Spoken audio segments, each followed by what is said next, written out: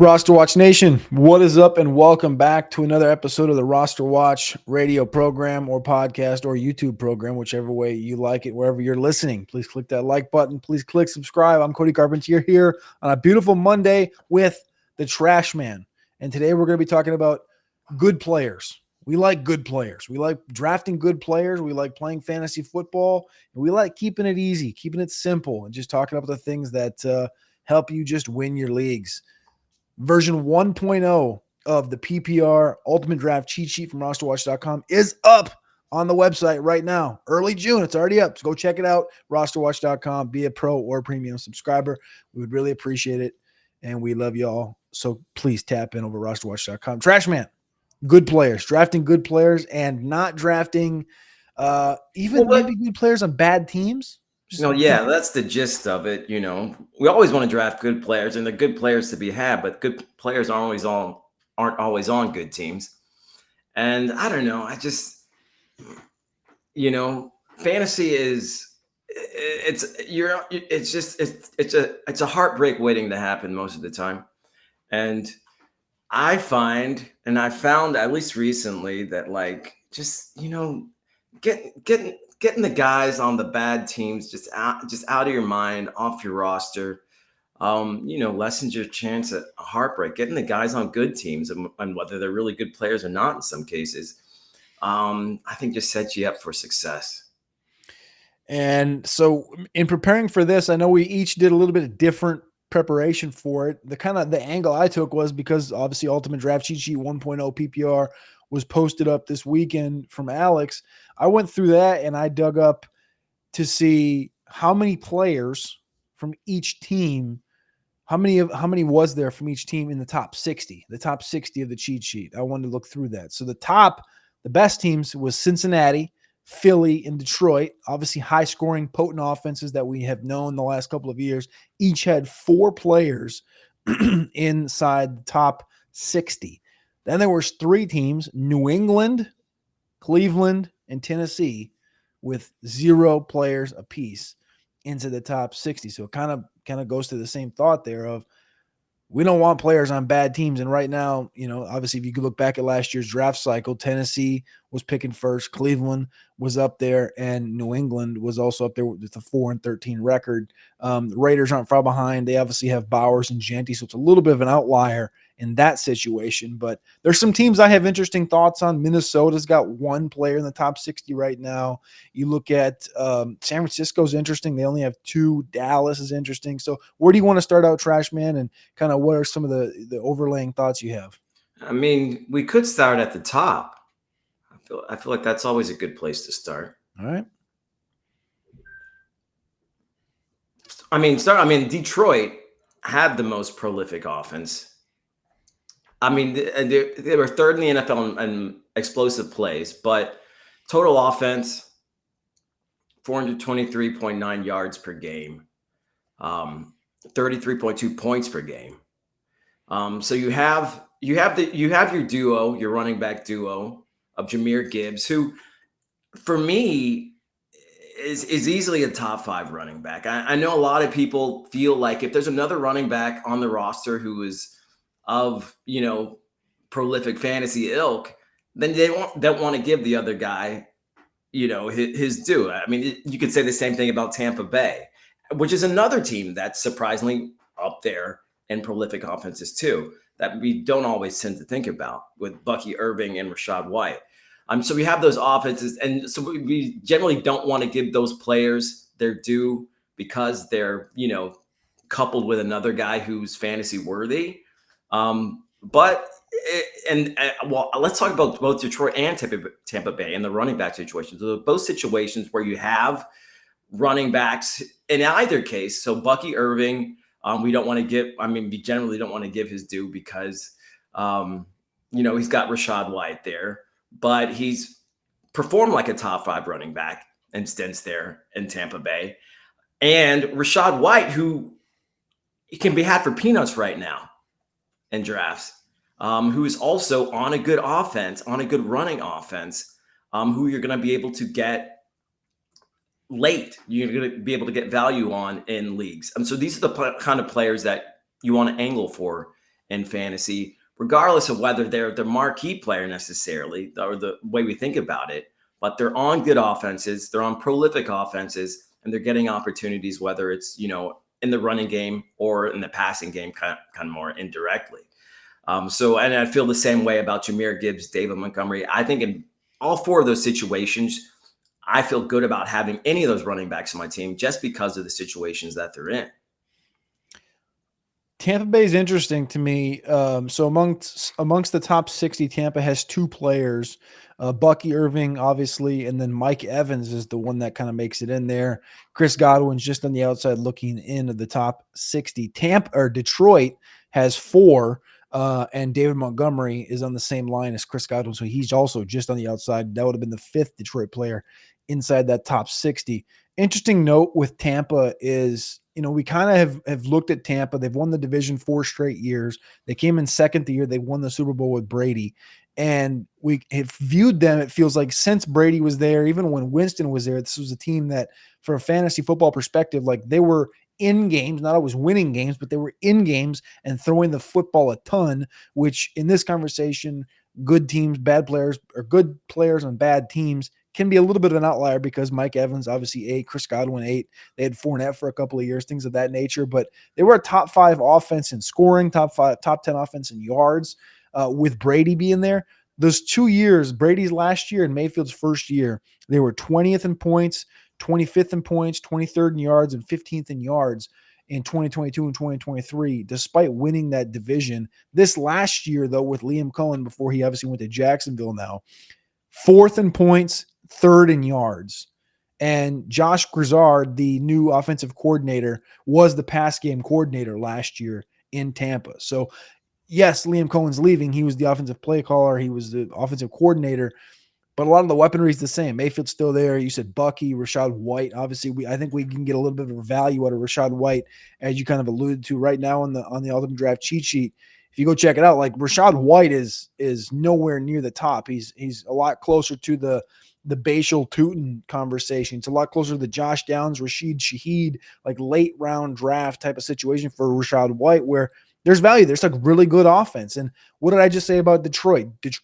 David Montgomery, who's obviously the 1A, 1B, whatever you want to call it, with Gibbs. I think we all love Gibbs, but Montgomery's just this close to being in the top 60 conversation. And we're talking about a Tampa Bay team that a year ago, like I said, was 4th in points and 3rd in yards. I like the comparison that you just made there with Tampa and Detroit, because, like you said, it's a really good football team that I don't think is going to suffer from a negative regression in offensive output because of play calling, where a lot of people, I think that Liam Cohen leaving is going to do that. And with Mike Evans taking a half step back, Chris Godwin coming off of an injury, they drafted a couple of guys in Emeka Egbuka. They have Jalen McMillan. There's gonna be a lot more, I think, on the running backs workload. We could see a lot more Rachaad White too. So that's kind of the direction I take that is. I think I like the Rachaad White side of that. I mean, that's what I mean. Like, really, the silver lining here, the players who otherwise you don't really think very much of, but because of the offenses that they're in, they represent value to be had in fantasy. When I bring up a team like, our two favorite teams, so Minnesota to me and Dallas, two teams that when you think about from a scoring perspective, I don't know, under Kevin O'Connell with the Vikings the last couple of years, they were 9th in points, 12th in yards, 22nd in points, 10th in yards, 8th in points, 7th in yards. That's the last 3 seasons. Now, the 2 of those previous to this past year was with Cousins. This last year with Darnold, they were 9th in points, 12th in yards. Dallas, on the other perspective, as long as Dak is healthy, they're usually pretty solid. Last year, they were 21st in points, but the year before, they were 1st in points, before that 4th, and before that 1st. So top of the conversation. And when I look at these two teams, the only guys in the top 60 right now for Minnesota is Justin Jefferson. Now, just outside of the top 60, you have Addison, Aaron Jones, and TJ Hawkinson. But for Dallas, it's literally just CeeDee Lamb and Pickens and Javonte, Jaden Blue. You think there's value do you think Dallas is a good team? Do you think these players are good enough I think Dallas is a good team. I mean, I know they had one down year this last year, but they won 12 games 3 years in a row. Is Dallas and Minnesota kind of an area where we can get some value in the middle to late rounds on a team that, like I said, it's basically Lamb and Jefferson, and then obviously Pickens kind of entered that conversation as of late. But these are two teams that I don't want to say perennially, but over the last 3 years, they've shown that they can be top 5 scoring offenses. No, absolutely. I mean, Jordan Addison, I mean, if you're just going off of fantasy points per game in 2024, oh, I lost it. But overall fantasy points, he was 18th overall for wide receivers, right behind A.J. Brown. I mean, so that's a situation where you have a guy on a good, well, arguably good offense, in a good position who can perform close to somebody like an A.J. Brown. That's where you can find your value in somebody like an Addison, who just based on the situation, based on the target share that they're getting on, in on the offense that they're in. Same with Dallas. I mean, Jaden Blue is also already making the Cowboys reconsider the depth chart there at the running back position. And he's somebody that you can get in the mid to late rounds in every draft. But he represents so much value because the offense can be a top 5 offense easily. Like you said, it was a down year in 2024, but that's an outlier compared to the last 5 years, So I think players like that, Jaden Blue, Addison, on those good offenses offer, potentially high value based on their situation. Treasman, there was this video that I saw come up on X, and I want to just ask you if you think this is getting a little bit out of hand. So for those on the podcast audience, I'm showing a video right now that is from Ernie the Cowboy fan. And it's Jaden Blue 5'9", 195 and Barry Sanders 5'9", 195. When I tell you Jaden Blue will have the best season at the running back position in the NFC behind a beefy offensive line, believe me. Is this a little hot?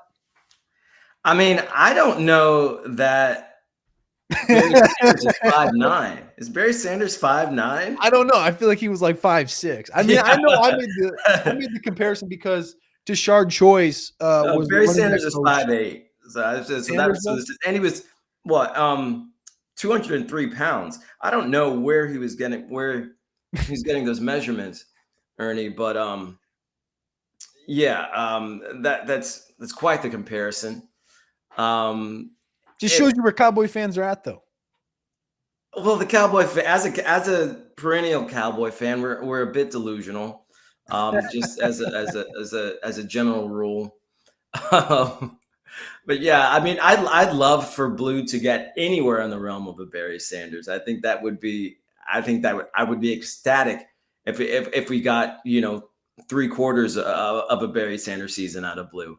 But it does look like he could leapfrog both of the running backs presently in contention for the lead back role in Dallas, Javonte Williams and Miles Sanders. I mean, what are we talking about here? Jaden Blue represents a lot of value because he is on a potentially really good offense. And he has he's not 200 pounds just yet. He could get there. But neither one of those guys ahead of him are what we might consider like bully backs that would necessarily put in the goal line over him. So Jaden Blue is in really good position for fantasy and for fantasy owners because you can get him on the cheap. Jaden Blue right now is let's see, what number is he? He's the fourth Dallas Cowboy coming off the board right now on the cheat sheet, behind Lamb, Pickens, and just behind Javonte. He's about 96th overall on the sheet. I got 2 questions and 2 thoughts. One, I'll let you pick which direction we want to go here, but one is about the Raiders and having 2 potential number 1 players at the position in Bowers and Genty. And if it's an outlier or if it's something that you can kind of tell this offense is going to shift now with, the new regime and Geno Smith.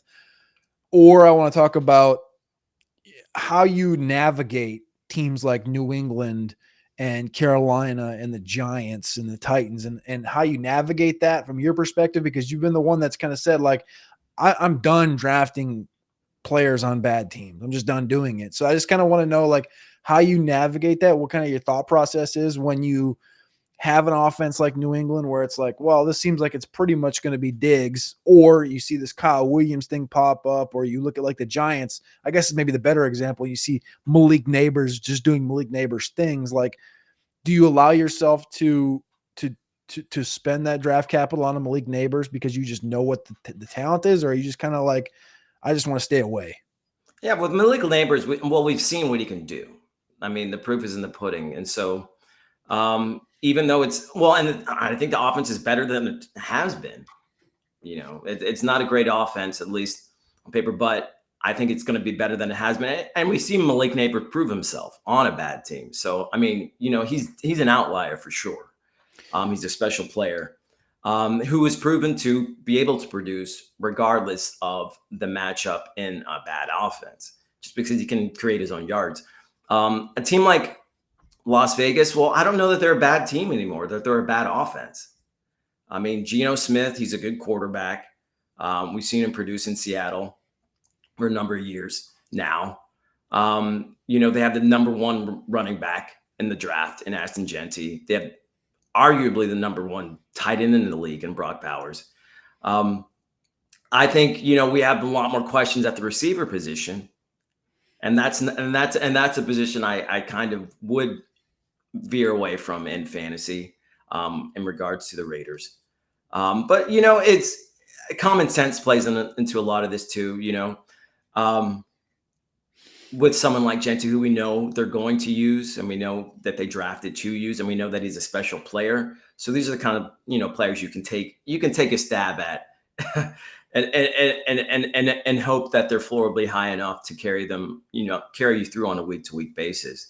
But I think at the wide receiver position, there is more question about, like, on a week-to-week basis, are these players who are going to be able to provide fantasy capital for you that's going to win you weeks on a week-in and week-out basis? And I don't know that's the case at the receiver position for the Raiders. But it's something that'll be interesting to see throughout the season. And this is, and you kind of want to see where you get value on teams that weren't necessarily good offenses in 2024, but potentially will be in 2025. I think it makes sense to invest some time in looking at teams that may make an improvement in 2025 offensively and getting pieces of those offenses. And I think the Raiders are a prime example of that. Giants finished 31st in points last year, 30th in yards, and Neighbors ended up as the wide receiver 6. Not sure if that offense is going to take a step forward or not, but interesting enough. I think the point here is, and you look at the Neighbors and you look at the Bowers, it's individual situations where the player has to be so supreme to the situation. Neighbors is so supreme of a talent. Genty, same thing. Bowers, same thing. Everything else in those offenses, though, it's like, you really going to get in on Tyrone Tracy? You're really going to go get in on Jacoby Myers? I think that's more the overarching thought with those teams. Do you have any teams you want to talk about, Trash Man? I did want to talk about actually the 49ers. Good. I was thinking about that too. What's that? I said good because I was thinking about them too. It's just a weird kind of year. It's kind of weird, but but they averaged 28.4 points per game, which made them 5th in the league and 2nd in total offense in 2024. So they're one of the more, I guess, pass-friendly teams in the league too. I guess they're kind of middle of the pack there, which I guess isn't bad if you're wanting to consider players who are running backs and or pass catchers primarily on an offense. So I think San Francisco offers a lot of potential value because it is a high ceiling offense, but it also has several players who you can buy low on right now that could potentially produce in what will likely be a good offense this season in your Ricky Pearsall's and perhaps your Juwan Jennings.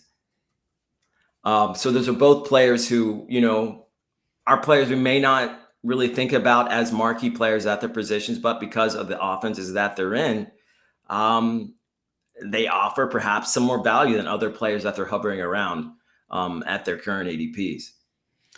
Brock Purdy finishes QB 10 and QB 6 in a fantasy points per game basis the last 2 years. He's obviously dealt with some elbow stuff in his career. Just got paid $250 million, and he's currently quarterback 11 on the RosterWatch cheat sheet. And I think he's a guy we're going to end up getting quite a bit of because of exactly what you just said. There's some value in this offense, and it's a Shanahan offense that has, over the course of the last, 7 years, finished in the top 15 every year but one. And that 1 year was when Nick Mullins was the head for a good bulk of the games, and they won 6 games. So if you think that San Fran's going to be bad, well, that's kind of what we're talking about here. If they're going to be bad, they're just going to be bad. But if they're going to be competent and it's going to be an offense that's run a little closer to normal than it is when you think about having a Debo and a McCaffrey and all these different pieces in this offense, there's no more Debo there. So you look at the top 60 right now, like I said, there's 2 players from San Fran in the top 60. It's McCaffrey, who right now is around like the 1-2 turn, and then George Kittle's also in the top 60 as well, kind of as the tight end 3 off the board. But after that, like you said, it's Jennings, Pearsall, and Ayuk. And the idea that, and those guys are all going off between like 75 and 90. And the idea that you can get I don't think George Kittle is going to go out and lead this team in receptions and targets. Like he's getting up there in age. It feels more like it's going to be either Pearsall or Ayuk to me. And those are both guys cheaper than Juwan Jennings right now. Both guys going around pick 90 right now. That's value to me in an offense that finished 13th in points last year, 4th in yards last year, 2nd in yards the year before that, 5th in yards the year before that, 7th in yards the year before that, 4th overall in passing yards last year. Like, this team's going to throw the football, and this team's going to score points. It's in a very tough division. The Rams are good. The Cardinals are getting better as the years go by. The Seahawks completely shifted everything, but they should still be a good offense with JSN and Kupp and Darnold and Ken Walker and stuff like this. It should be a good division to play in this year. And San Fran, I like that. And I'm glad you brought them up because they're another team that sits in there. There's 15 teams, so almost half the league with 2 players in the top 60 on the Ultimate Draft cheat sheet right now. There's 4 teams with 3, and there's 3 teams with 4. There's obviously 3 teams with 0, like I said before, but San Fran's one of these teams that just kind of is sitting there. They got the 2 dudes, McCaffrey and Kittle, everybody knows about, but I think you can find value in Purdy. I don't know right now on June 9th which side I am on with the Jennings, Pearsall, Ayuk thing, but I know I like Garendo. I think Jordan James is interesting at running back. It's just an offense that I want to have, even if I don't have like the top dog in McCaffrey, even if I don't have some, I want to have pieces of this. Yeah, exactly. You want to get a piece of that offense, and you're going to be able to get one. Add value.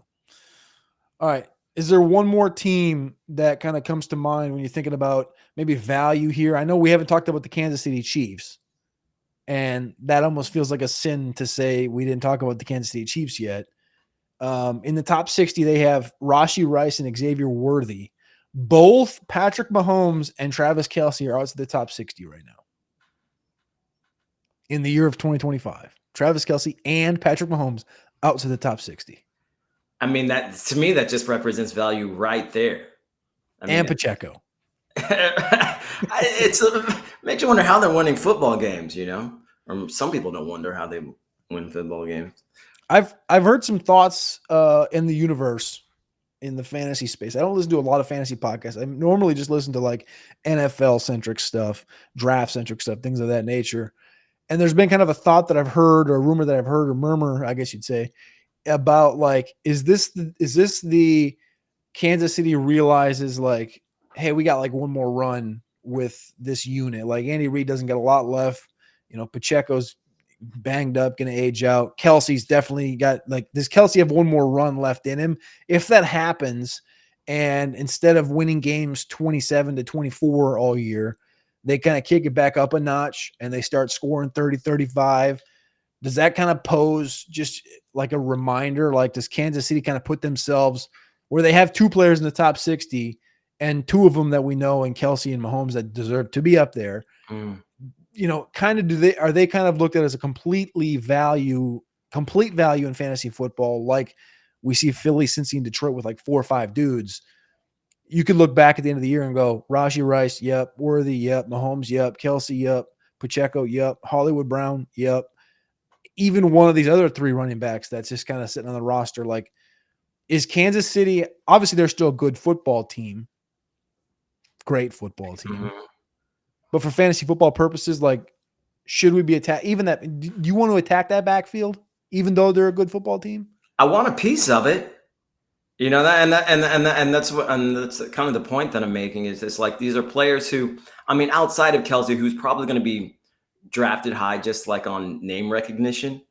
But because the tight end field is what it is, that doesn't hurt me that much either. But these are all players who I think you can have at reasonable value that could potentially outscore their ADPs and will for the most part. And because of the offense that they're in, the odds are better than they are for some other teams or some other players who you might take a chance on teams that aren't that good and probably won't be competing for the entire season. I think it just gives you a little bit of an edge having those pieces on your team, especially considering where you can get them right now. I just got one more question for you, Trash Man, to get out of here, but I want to know if you got any other teams you want to talk about before we do. No. Let's see what you got. All right. We've talked about a lot of good teams, a couple of bad teams, but I got a question about a team that's felt like they've been going to take that next step forward the last 3 years. They drafted their quarterback. They've drafted receivers. They've traded for receivers. They've drafted running backs. They've acquired running backs, but nobody really knows if this team's good or not. And if they are good, yeah, we want to get some pieces of that offense. But if they're not good, do we really want to get pieces of that offense?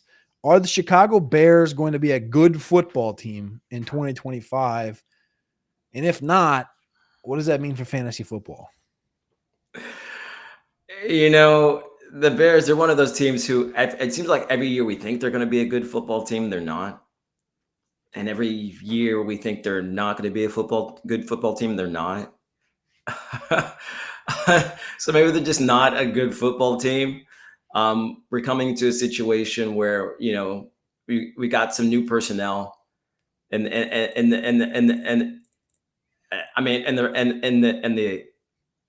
the coaching office, I guess we'll call it that.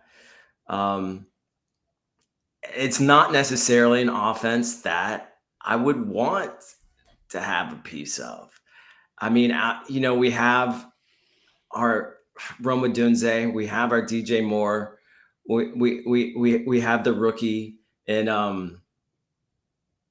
Burden and Loveland. The rookies and Burden and Loveland. I mean, and they all have potential for sure, but we don't know if that offense is going to be any good. And the thing is, because of the name recognition for these players, we're probably not really going to be able to get much value on any of them.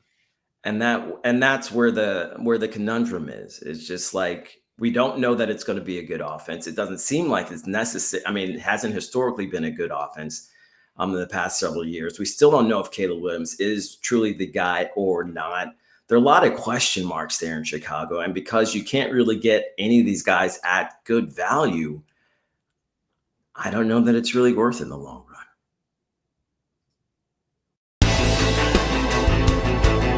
This is Anthony Richardson. You're listening to RosterWatch. This is AJ Brown, and you're listening to RosterWatch. This is Josh Allen, and you're listening to RosterWatch.